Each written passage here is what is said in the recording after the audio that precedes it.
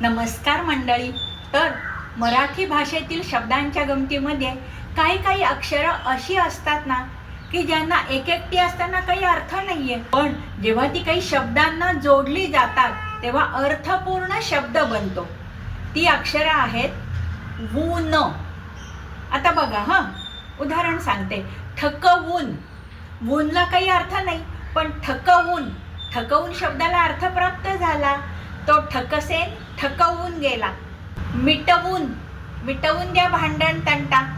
गावून दाखवा गाणे. ठेवून द्या वस्तू. भिजवून द्या कापड. गोठवून द्या आईस्क्रीम. भारावून जाणे एखाद्या व्यक्तिमत्वाने. घेऊन दे त्या वस्तू. एखाद्याला कटवून निघून जाणे. पळवून दे गाडी जोरात. नेऊन दे या वस्तू आईला.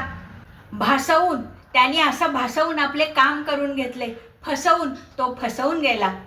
मिरवून, घे लग्नामध्ये. बसवून, मी येईपर्यंत तिला बसवून घे.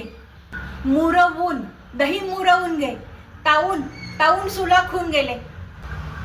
लपवून ठेवू नये एखादी वस्तू. दडवून ठेवू नयेत आपल्या भावना. लाडावून ठेवल्या आपल्या मुलांना. सोपवून द्या कामे नोकरांना. लढवून विजय मिळवला शत्रूंवर. भरवून दिले विष त्याच्या कानामध्ये. ठसवून सांग तिला संसार कसा करावा लागतो. मुरवून ठेव जिलबी किंवा गुलाबजाम पाकामध्ये. धावून जावं एखाद्याच्या संकटामध्ये. दुखवून, दुसऱ्याला दुखवून काय मिळणार. रुसवून गेला कान्हा राधेला. हसवून गेला बाळ आईला. नासून गेला आपले संबंध तो आपल्या बोलण्याने.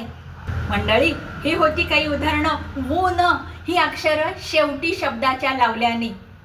तुम्हाला आवडला असेल तर लाईक, शेअर, सबस्क्राईब करा. आणि हो, तुम्हाला काही आठवलं तर ठरवून येऊन कॉमेंट करा.